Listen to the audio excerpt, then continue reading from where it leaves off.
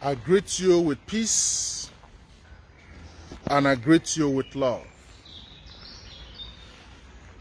This is a quick message and advice for Nigerians junior pastors. Listen attentively. You don't have to like me. You don't have to agree with me. You don't have to subscribe to my own spiritual orientation. You don't have to accept the things that I have made peace with this life. But this advice I want to give you now, if you love yourself, listen carefully. This is Dr. Oguname from Africa Ancestral Spiritual Ministry. And this advice was sent to me by my ancestors to give to you young pastors. You know what? It is not your fault that you're young pastors. You just believed something. And you believe that the man that you are following is worshiping a divine God. So he is your mentor.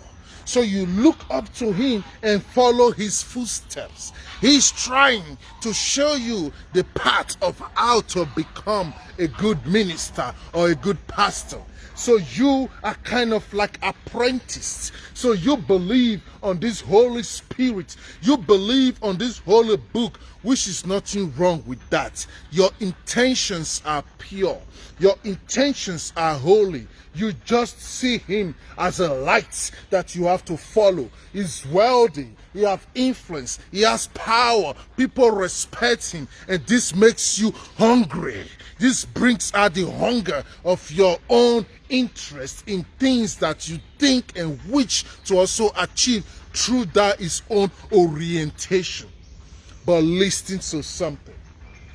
89% of all these giant men of God that you are running after, don't call me now, please. 89% of these people, of all these pastors, they have contracts with deities. They have contracts with giant ancient demons. And they are constantly making sure they nurture that relationship. And they are ready to sacrifice anything to make sure that whatever that deity wants is what they do. Whatever the deity asks them is what they give them. But you, the junior pastor who is now following him, if you are not exposed to this secret, this is what is going on with you. Your own star, your own lights that you are born with is what he's using now to build that giant ministry. So for as long as you follow him, daddy, you will forever be his boy. If you think to break out of that cycle and go and just do your own without his so-called blessings, your life will be frustrated. And he's doing this to you because he needs you now to stand as a ladder that he will use to climb. Before you can be so successful in that kind of a life, you need people to use as a scapegoat to climb. But unconsciously, you might not be conscious of this. You might just think, I love my daddy Gio. I'm ready to die for my daddy Gio. I love our ministry. We are the one building this ministry. I am a pastor. I serve under this ministry. My dream is one day he will give me a branch. I will also take care of that branch. And from that, I will also, if you keep calling me when I'm doing live teaching, especially this type of teachings that is energy, I will block you and don't speak to you again. So if you know me, you see me on live video, don't rush that time and call me. I hate it because you are interrupting my energy like that. So let's go back. So you are thinking, I want to keep on following this path so I can become what he has become now. But what you have to know is this. Ignorance is not an excuse. And you can never become like him. This is the sad news I want to break to you. You can never become like him. You will always worship him. You will always look up to him. You will always dream and wish to be like him.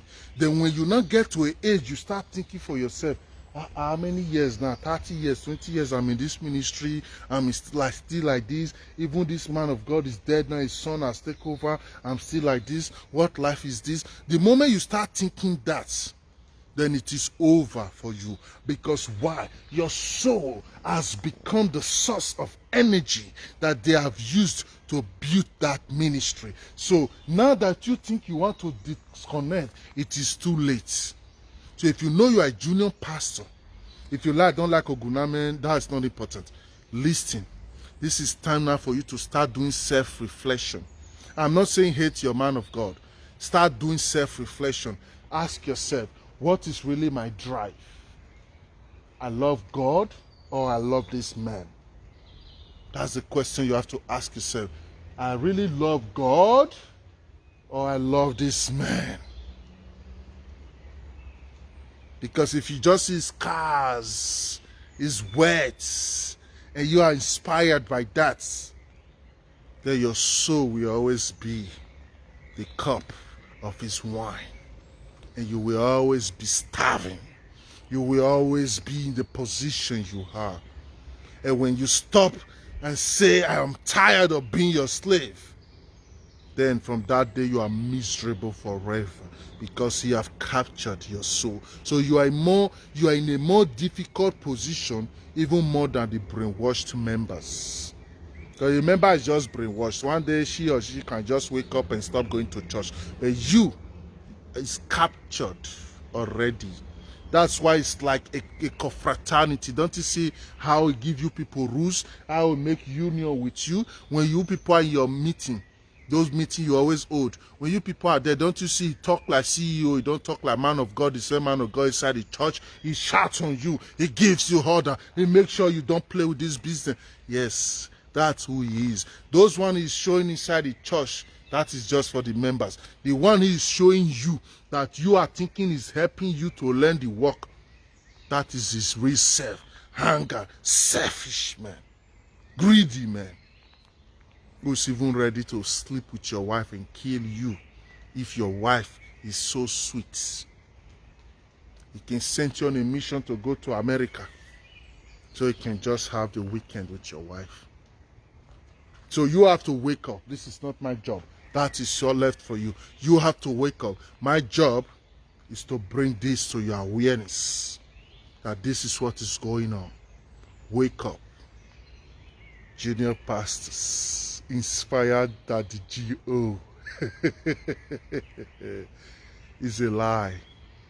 The book itself is a lie. The man you believe is a lie. So the earlier you wake up, the better for you. Bye-bye for now.